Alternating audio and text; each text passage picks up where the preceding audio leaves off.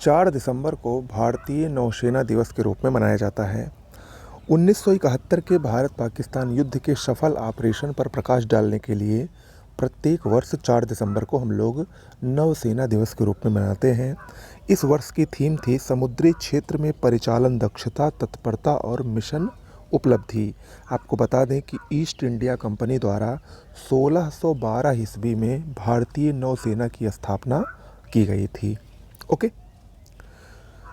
पंजाब ने हाल ही में सीनियर पुरुष राष्ट्रीय हॉकी चैंपियनशिप खिताब जीत लिया है। फाइनल मुकाबले में इन्होंने हरियाणा को हराकर ये खिताब जीता है।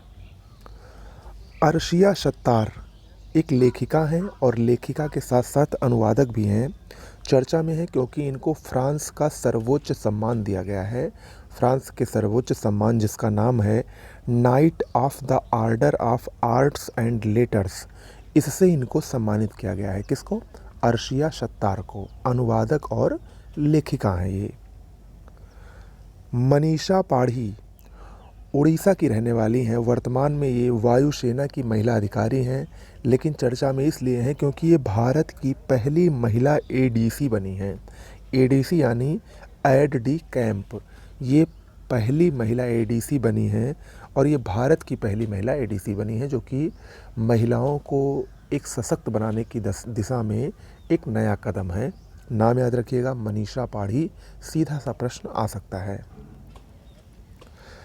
युगांडा T20 पुरुष विश्व कप 2024 के लिए इसने क्वालिफाई किया है और इसके क्वालिफाई होने के कारण अब जिम्बाब्वे 2024 T20 पुरुष विश्व कप से बाहर हो गया है। तो यानी जिम्बाब्वे को इसने बाहर करके खुद को क्वालिफाई किया है और ये पहली बार है युगांडा ने जब किसी भी विश्व कप के लिए इसने क्वालिफाई किया है। ओके। हेनरी किसिंजर 100 वर्ष की आयु में इनका हाल ही में निधन हुआ। 1937 में इनको नोबेल शांति पुरस्कार से नवाजा गया था। हालांकि इनका जन्म जर्मनी में हुआ था, लेकिन ये अमेरिका के राजनयिक थे, सुरक्षा सलाहकार थे और विदेश मंत्री, सभी महत्वपूर्ण पद पर ये कार्यरत थे और इनको अमेरिका का चाणक्य कहा जाता था। अमेरिका की जो राजनयिक थी, जो अमेरिका की विदेश नीति हो गई या कोई भी जो हर प्रकार की राजनीतिक नीति थी, वो इन्हीं के इर्द गिर्द घूमती थी। इनका काफ़ी उस पर प्रभाव था अमेरिका पर। तो इनका हाल ही में निधन हो गया, तो इससे ये इम्पोर्टेंट हो सकता है, इससे प्रश्न आ सकता है। नाम क्या है? Henry Kissinger. अमा बैंक। अमा बैंक किस सरकार द्वारा शुरू किया गया है? उड़ीसा सरकार द्वारा। किस लिए?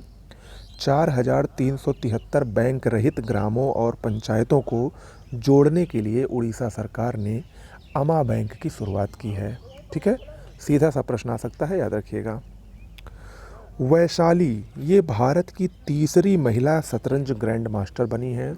वैशाली, आपको पता होगा कि भारत के पुरुष ग्रैंड मास्टर आर प्रज्ञानंद हैं, उनकी ये बहन है वैशाली।